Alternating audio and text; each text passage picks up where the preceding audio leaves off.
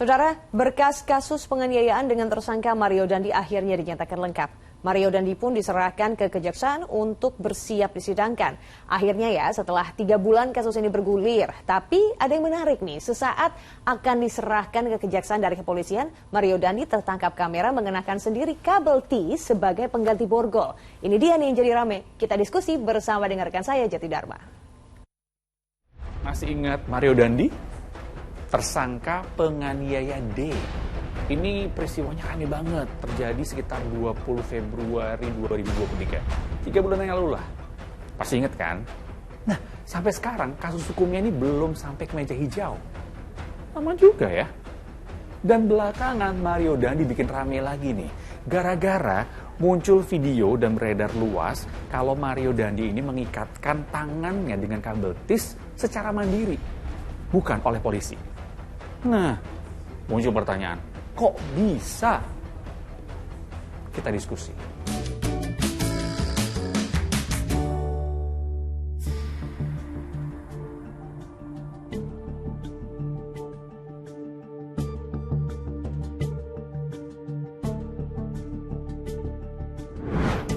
Nah, itu tadi ya, video yang lagi viral, yang lagi rame. Mario Dandi kelihatan jelas ya, lagi ngambil kabel tis, memasangkan ke tangannya dan kemudian mengencangkan kabel tis itu di tangannya. Bukan oleh polisi, tapi secara mandiri mengencangkannya. Warganet akhirnya langsung bersuara. Kita simak yuk beberapa komentar warganet. Nah, pertanyaan-pertanyaan seperti ini nih, apa-apaan nih? Kok bisa pasang kabel tis sendiri? Mana mukanya masih bisa senyum-senyum gitu Mario Dandi? Ada juga yang membandingkan kasus Mario Dandi dengan kasus kriminalitas lain semacam mencuri singkong karena kelaparan. Kritiknya memang benar adanya, ternyata hukum lebih tajam ke bawah dan sangat tumpul ke atas. Ada juga nih yang mention Kapolri Jenderal Listio Sigit Prabowo dan langsung mengkritik agak nyinyir. Soal ini langsung dijawab oleh Kabid Humas Polda Metro Jaya. Baru keluar dari sel tahanan, tentu di dalam sel itu para tahanan tidak menggunakan borgol, kabel tis ataupun terkekang dalam fisiknya, tetapi batasannya pada ruangan sel. Peristiwa tersebut pada faktanya masih bertempat dalam kawasan rumah tahanan Polda Metro Jaya. Tepatnya pada ruang administratif dan piket siaga. Pada hari Jumat, tanggal 26 Mei 2023. Benar juga ya, kalau dalam sel kan nggak diborgol, jadi diborgolnya atau diikatnya itu setelahnya. Tapi Pak, kalau lihat situasinya kayaknya santai banget ya Pak. Ini nih yang bikin persepsi masyarakat muncul.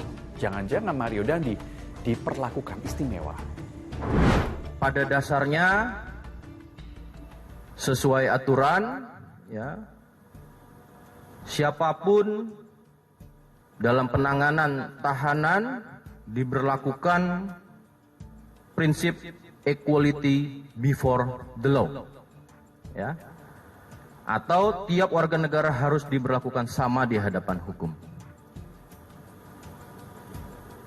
Maka kami tegaskan dalam penanganan perkara ini tidak ada perlakuan apapun ataupun khusus terhadap siapapun, termasuk MDS.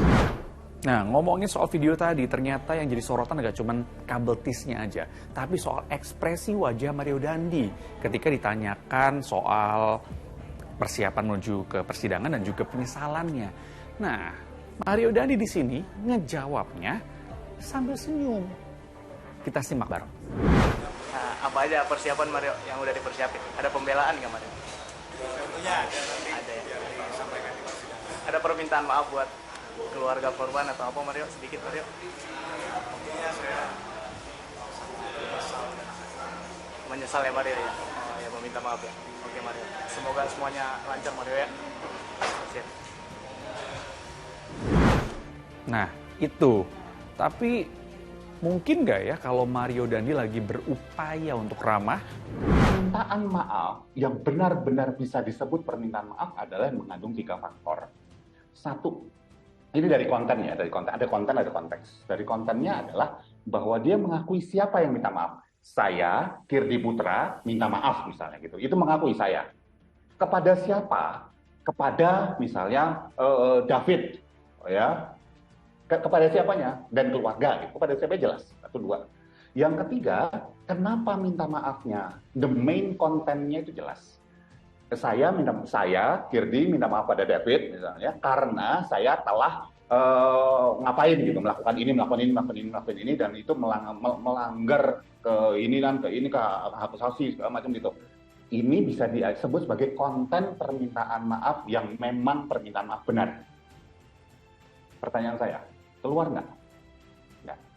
Artinya, dia suka atau enggak, terima aja bahwa ini nggak benar. Oke, itu tadi soal konten ya. Kalau kita lihat kalimatnya yang diucapkan itu tidak menyiratkan penyesalan yang sungguh-sungguh. Kalau ekspresi wajahnya, kira-kira apa artinya? Kita lihat bagaimana Mario Dandi menyatakan, begitu pertanyaan sederhana aja. Bahkan tadi yang pertama yang 3 faktor tadi kan nggak terpenuhi, ya, artinya nggak benar gitu. Faktor yang kedua, bagaimana cara menyampaikannya? Kamu menyesal nggak? Ya. Ada tarikan di sini sama sekali. Dan kalau mau bilang siapapun di posisi saya, siapapun yang kita lalu bicara mengenai pakar mikroekspresi segala macam, akan sepakat bahwa nggak ada ceritanya menyesal. Menyesal itu adalah gabungan subtle emotion, gabungan emosi halus antara sedih, takut, ya, dan kemudian bisa jadi disgust atau jijik dengan apa yang saya lakukan gitu misalnya. Ini nggak ada, tarikannya simpel, tarikan sini tarik, ini tarik, dia ketawa gitu. Plus kemudian ketika nunduk, menghindari tatapan, menghindari paparan visual, nunduk aja nggak ada salahnya. Tapi begitu setelah menjawab dan kemudian nunduk, itu artinya menghindari untuk orang bisa ngelihat sebetulnya emosi sebenarnya apa. Nunduk sambil senyum, terus kemudian bibirnya merapat gini. Bibir merapat itu bisa 2, bisa marah, arti menipis, atau yang satu lagi adalah menutupi sesuatu. Dan ini lebih cenderung menutupi sesuatu, menahan sebuah informasi yang tidak mau dikeluarkan lagi. Jadi kalau saya gabungkan dari data-data, kita bicara fakta ya, kan kita bisa ngelihat senyuman, butuhan, kata-kata yang diucapkan. Kalau ini kita gabungkan, kalau saya ditanya apakah ada penyesalan, saya akan secara lugas bilang nggak ada. Nah, itu analisis dari sisi mikroekspresi. Gimana dengan analisis dari sisi hukum? Kabeltis itu arti ketika dia bisa dipasang sendiri, ya itu artinya sama dengan kabel itu bisa terpasang, bisa juga dibuka sendiri, ya kemungkinannya kan begitu. Nah karena itu saya kira ini menjadi pelajaran buat kepolisian, ya bahwa tidak main-main atau tidak bersungguh-sungguh ketika menangani perkara kejahatan. Dekat apapun, umpamanya ya pola relasi antara penegak hukum dengan seorang tahanan, ya tetapi tidak boleh melanggar prinsip-prinsip perlakuan yang sudah ditetapkan di dalam peraturan perundang-undangan yang ada.